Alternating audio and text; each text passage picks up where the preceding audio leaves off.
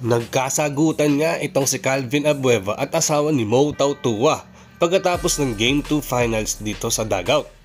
Inaya pa nga daw ng suntukan ni Calvin itong si Tautua para magkaalaman na daw silang dalawa. At Justin Brownlee, pinayagan na nga ng FIBA organizer na maglaro sa paparating na FIBA Asia Cup na gaganapin nga this February. Good news nga ito para sa Ginebra at Gilas fans. Yan ang topic natin sa video na ito mga ka-sports. Tara at pag-usapan na natin yan. Madami nga ang nagulat backstage dahil nagsagutan nga ang asawa ni Mo Tautua at Calvin Abueva. Sabi kasi ni Calvin, inaantay lang daw niya ang kanyang mga anak para kitain niya. Pero laking gulat niya nung habang nag-aantay siya, napadaan kasi ang misis daw ni Tautua. Bigla daw kasi siya nitong minura ng hanggang sa sumagot na nga si Calvin at humaba ang away nila. Umabot pa nga ito sa punto na pati ang asawa ni Calvin ay nainis na din sa nangyari. Hindi na din niya mapigilan ang kanyang sarili na lapitan ang kanyang asawa at kumprontahin ang misis nga ni Mo. Mabuti na nga lang ay na-separate nga ang dalawang panig at nasara ang pinto para hindi na nga sila magkita pa.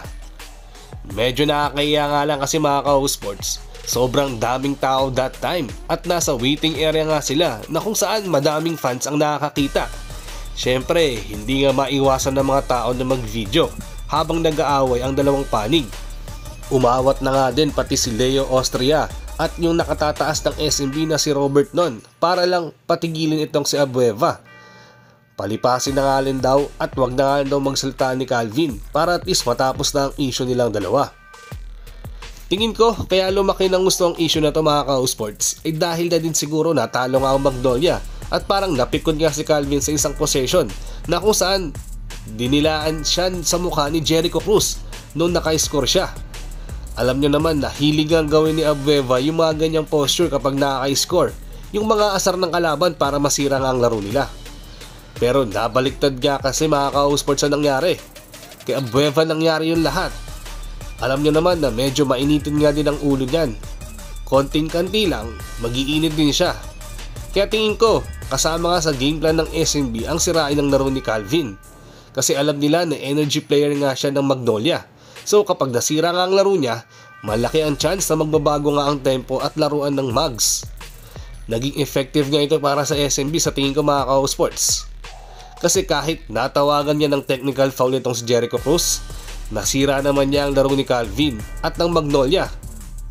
Lumamang pa nga sila ng malaking puntos para matalo ang Mags sa Game 2 Finals.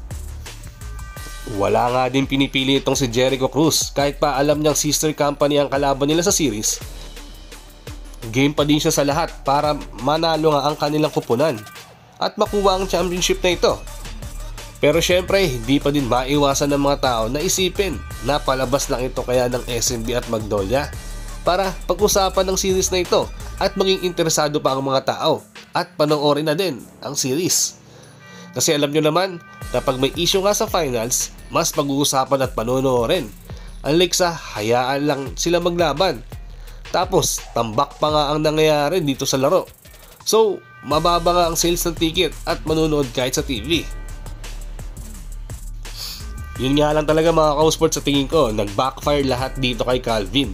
Na kung saan sino pang mahilig mang asar, ayun pa yung nangyayari. Siya pa yung naasar din talaga ngayon.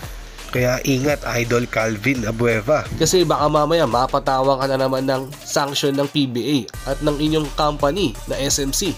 Kasi alam nyo naman na may issue na nga na pinagdaanan niyan dati si Abueva. Pero tingin nyo ba mga ka-sports, gimmick lang kaya ito ng SMB at Magnolia para panoorin nga sila? Or sadyang mainit ang dalawang team at lalo na si Abueva dito sa SMB players? Dito naman sa second topic natin mga ka-sports ay tungkol naman nga dito kay Justin Brownlee. Good news nga ang kapapasok na balita. Kasi pinayagan na nga ng FIBA organizer na maglaro nga ulit itong si Justin Brownlee para nga dito sa Pilipinas. Kasi kung maalala nyo, ilang buwan nga din siyang natenga at hindi pa nga nakapaglaro dito sa Ginebra para maging import sana. Dahil nga sa may ongoing nga siyang tinatapos na issue. Pero yun nga, ngayong February, pinayagan na nga itong si Justin Brownlee na makapaglaro nga ulit. Malaking bagay nga si Brownlee dito sa ating bansa, alam nyo naman yan. Dahil mabibigyan niya ulit ng confident at energy ang kanyang koponan. Actually, kaya niya nga rin buhatin itong Team Pilipinas kung sakasakaling magtuloy-tuloy nga ito. Preparation na rin nga nila ito para nga sa Olympic qualifier. Kung papayagan nga talaga itong si Brownlee hanggang doon. Basta magtuloy-tuloy lang yan. Marami na rin kasi ang nakakamiss na makapaglaro nga siya ulit dito sa ating bansa at i-represent. Dahil ilang buwan din ang inantay niya para makapaglaro nga sa Gilas. Kaya sobrang excited niya nga din na makabalik nga ulit sa ating bansa at magpag-practice kasama ni Coach Tim at ibang Gilas players. Sana magtuloy-tuloy na itong good news na ito para sa Gilas Pilipinas. Dahil alam ko na gusto nga talagang i-represent ni Justin Brownlee ang ating bansa.